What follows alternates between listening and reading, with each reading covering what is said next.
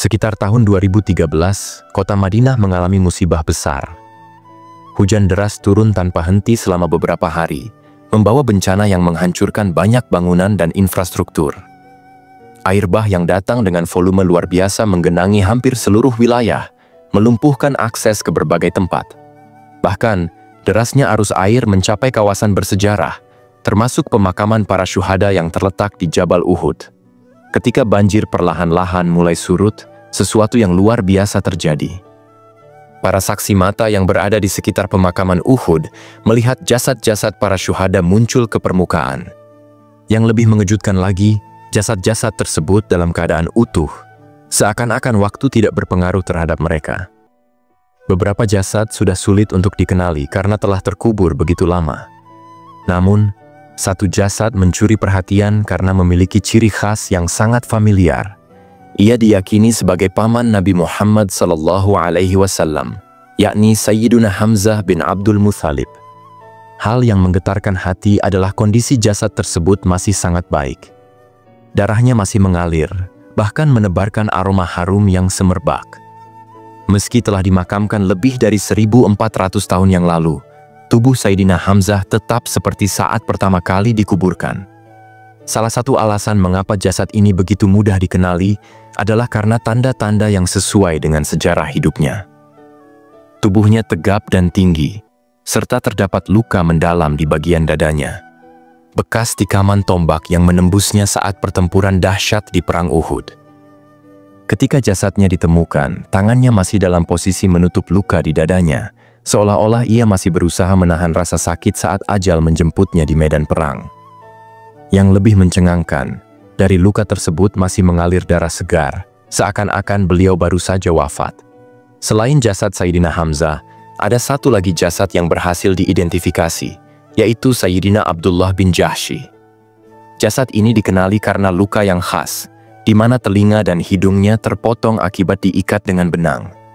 Kini, di pemakaman Uhud, hanya terdapat dua batu nisan yang menjadi saksi abadi atas perjuangan mereka.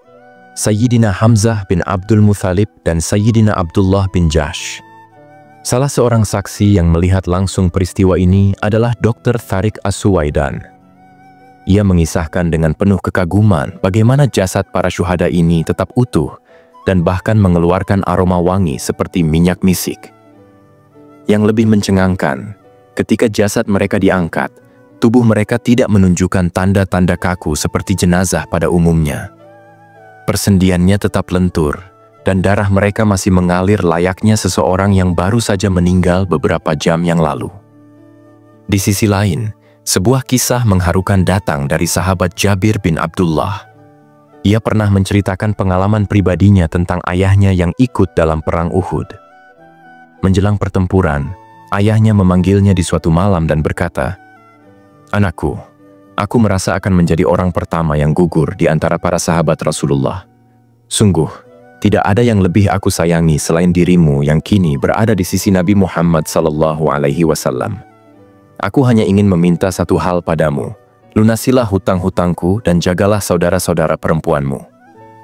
Keesokan harinya, firasat itu terbukti benar. Ayah Jabir menjadi syuhada pertama yang gugur dalam pertempuran yang dahsyat itu. Ia dimakamkan bersama para syuhada lainnya dalam satu liang lahat yang sama. Namun setelah 6 bulan berlalu, hati Jabir masih merasa gelisah. Ia merasa tidak nyaman membiarkan ayahnya dikuburkan bersama orang lain, sehingga ia memutuskan untuk membongkar makam dan memindahkan jasad sang ayah. Saat makamnya dibuka, sesuatu yang di luar nalar terjadi. Jasad ayahnya masih utuh, sama seperti saat pertama kali dikuburkan. Tidak ada tanda-tanda pembusukan sama sekali. Ini sungguh mengherankan, mengingat 6 bulan adalah waktu yang sangat lama bagi jasad manusia, yang seharusnya sudah mengalami kerusakan alami. Secara ilmiah, proses pembusukan biasanya sudah dimulai dalam waktu 24 hingga 36 jam setelah seseorang meninggal dunia. Pada tahap ini, bola mata akan mulai menonjol, kornea menghitam, dan pembuluh darah akan terlihat jelas di perut serta dada. Namun, tubuh para syuhada tetap terjaga seakan-akan waktu tidak pernah menyentuh mereka. Dalam kurun waktu 2 hingga 5 hari setelah seseorang meninggal dunia, tubuhnya akan mulai mengalami perubahan yang signifikan. Wajah dan seluruh bagian tubuh akan membengkak akibat gas yang terbentuk di dalamnya. Tidak hanya itu, bau menyengat akan mulai tercium, menandakan proses pembusukan yang berjalan secara alami. Jika waktu terus berlalu hingga 5-10 hari berikutnya, kulit mayat akan semakin rapuh, mudah terkelupas, dan tubuhnya akan dipenuhi oleh larva-larva yang bekerja mengurai jaringan tubuh. Organ-organ dalam pun secara perlahan akan mulai mencair dan meresap ke dalam tanah. Hingga yang tersisa hanyalah tulang belulang yang menandakan bahwa jasad tersebut telah benar-benar hancur lebur. Fenomena ini terjadi karena adanya aktivitas mikroba, makhluk-makhluk kecil yang memang diciptakan oleh Allah Subhanahu wa Ta'ala, dengan tugas utama untuk menguraikan jasad makhluk hidup yang telah mati. Mikroba bekerja tanpa henti, mengikuti hukum alam yang telah ditetapkan oleh Sang Pencipta. Namun, yang sangat mengherankan adalah bahwa proses pembusukan ini tidak berlaku bagi jasad orang-orang tertentu. Mereka yang mendapatkan perlakuan istimewa ini adalah para nabi, para syuhada yang gugur di jalan Allah Ta'ala, serta orang-orang yang menghafal Al-Quran.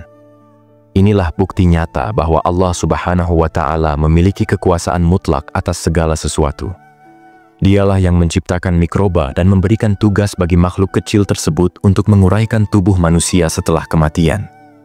Namun, Dia jugalah yang mampu membatalkan hukum alam ini bagi hamba-hambanya yang dipilih. Mikroba tidak memiliki kehendak sendiri. Mereka adalah makhluk yang patuh sepenuhnya kepada Allah Subhanahu wa Ta'ala, mengetahui jasad mana yang boleh diuraikan dan jasad mana yang diharamkan untuk disentuh. Salah satu sosok yang mendapatkan keistimewaan ini adalah Sayyidina Hamzah bin Abdul Muthalib. Beliau dikenal sebagai seorang pria yang gagah berani, berpendirian teguh, dan memiliki keberanian luar biasa dalam menghadapi musuh-musuh Islam. Dalam sejarah Islam, beliau adalah sosok yang selalu berada di garis depan dalam membela Rasulullah Sallallahu Alaihi Wasallam. Sayyidina Hamzah mendapat julukan Singa Allah karena keberaniannya yang luar biasa di medan perang. Namun, takdir membawanya kepada akhir hidup yang tragis. Ia gugur sebagai syahid dalam perang Uhud setelah terkena tombak yang dilemparkan oleh seorang budak bernama Wahsy bin Harb. Wahsy bukanlah orang biasa. Ia adalah seorang budak yang memiliki hubungan dekat dengan Sayyidina Bilal bin Rabah. Namun, di balik peristiwa tragis ini, ada dendam lama yang menjadi pemicunya. Kekalahan kaum musyrikin Makkah dalam perang Badar membuat mereka merencanakan balas dendam yang kejam.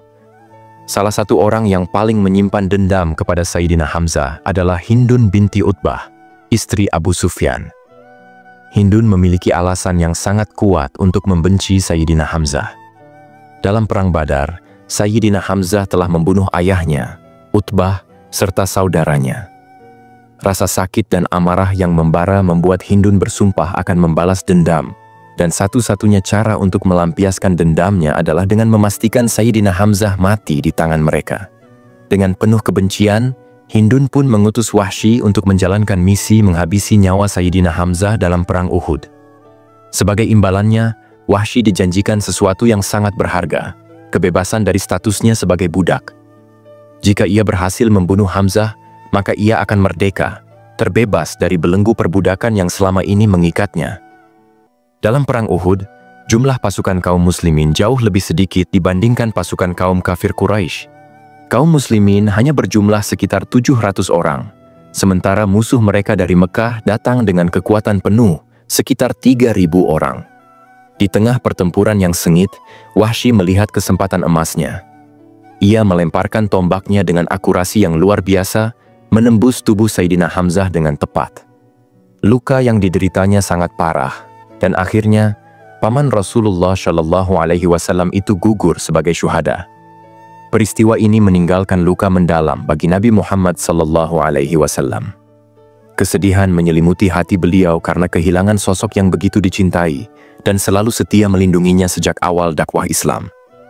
Dalam sejarah Islam, Sayyidina Hamzah adalah salah satu orang yang paling pertama membela Rasulullah ketika beliau menerima wahyu pertama. Keberanian dan kesetiaannya tidak tertandingi, dan kepergiannya menjadi kehilangan besar bagi kaum muslimin. Atas perintah Nabi Muhammad SAW, para sahabat pun menguburkan para syuhada yang gugur di medan pertempuran. Sebanyak 70 sahabat Nabi dikebumikan di hamparan tanah di sekitar Gunung Uhud, yang hingga kini dikenal sebagai pemakaman syuhada Uhud. Namun sejarah tidak berhenti di sana. Bertahun-tahun setelah kejadian itu, takdir membawa Wahsy kepada jalan yang berbeda. Atas kehendak Allah Subhanahu wa Ta'ala, Wahsy akhirnya mendapatkan hidayah dan memutuskan untuk memeluk Islam.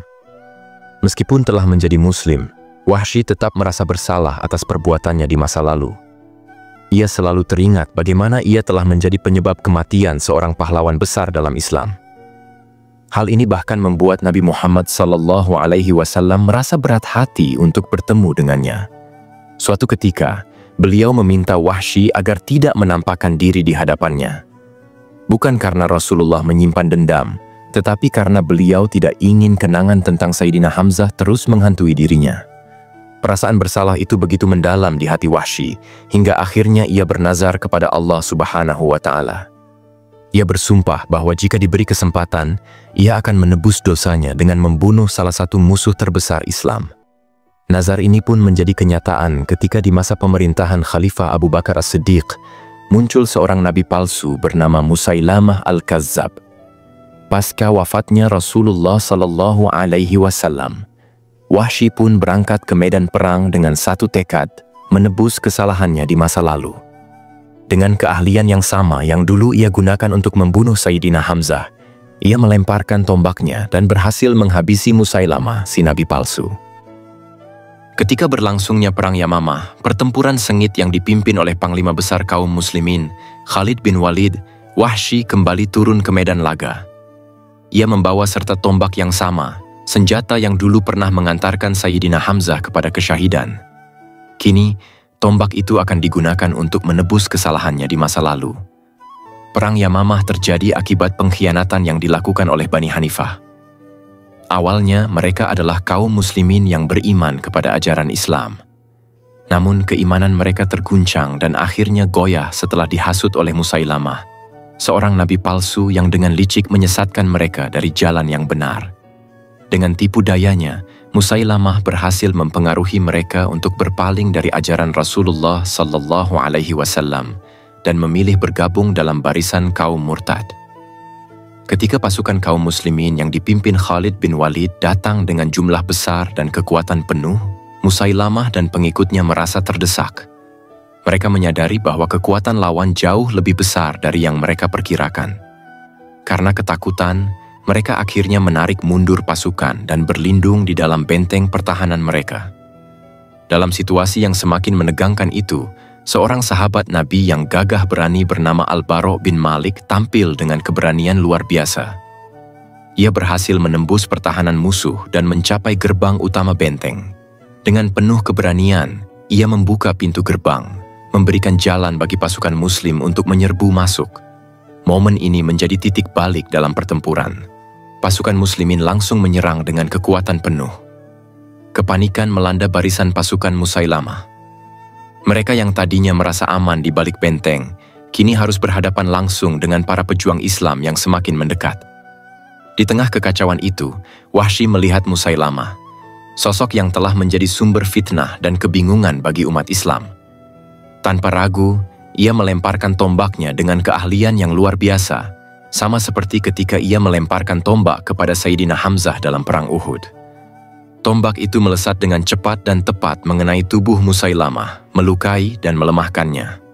Namun, kisah belum berakhir di situ. Saat Musailamah masih dalam kondisi sekarat akibat lemparan tombak Wahsy, seorang pemuda dari kaum Ansor muncul dengan sigap. Dengan pedangnya yang terhunus, ia langsung mengayunkan senjatanya ke arah leher Musailamah, mengakhiri riwayat sang nabi palsu dengan tebasan yang menentukan. Dengan demikian, Musailamah tewas di tangan dua orang sekaligus, tombak Wahsy yang sama dengan yang dulu membunuh Sayyidina Hamzah, serta pedang tajam dari pemuda Ansor yang memberikan pukulan terakhir. Kejadian ini seolah menjadi simbol dari perjalanan panjang Wahsy dalam menebus dosanya. Sahabat Kalam Turos yang dirahmati Allah, semoga kita bisa mengambil hikmah dari kisah ini. Semua kebenaran hanya milik Allah, wallahu a'lam bis-shawab. Wassalamualaikum warahmatullahi wabarakatuh.